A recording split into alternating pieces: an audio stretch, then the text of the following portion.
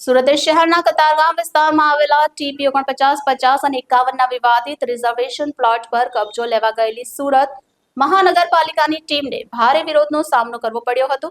સ્થાનિક રહેવાસીઓએ આ કાર્યવાહી સામે ઉગ્ર વિરોધ નોંધાવતા પાલિકા ટીમને ખાલી હાથે પરત ફરવું પડ્યું હતું।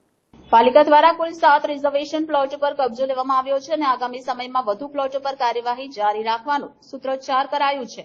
જો કે કેટલાય પ્લોટો એવા છે કે જ્યાં સ્થાનિક લોકો છેલ્લા અનેક વર્ષોથી વસવાટ કરી રહ્યા છે।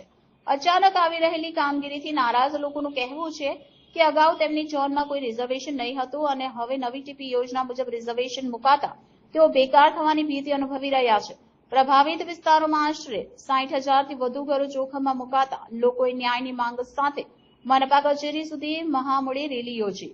આ વિરોધ પ્રદર્શનમાં મહિલાઓ સહિત હજારોની સંખ્યામાં લોકો જોડાયા હતા।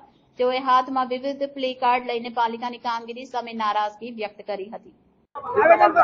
મારું નામ સંજયભાઈ નાનજીભાઈ ડુંગરાણી છે। અમે અર્કના સોસાયટીમાં રહીએ છીએ। લગભગ 1992 થી અર્કના સોસાયટી પડેલી છે।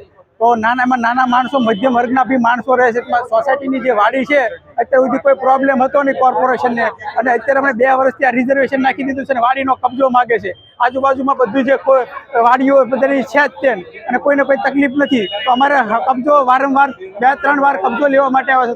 તો અમારા માટે શું કબજોની શું જરૂર છે કોર્પોરેશનને? અમારે 155 મકાન છે અમારી સોસાયટીમાં।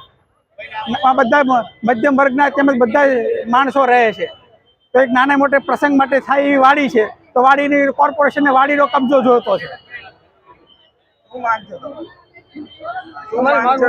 અમારી માંગ છે, અમારે જે સ્થળ ઉપર જે કબજો છે વાડીનો એમના રહેવો જોઈએ છે એમના।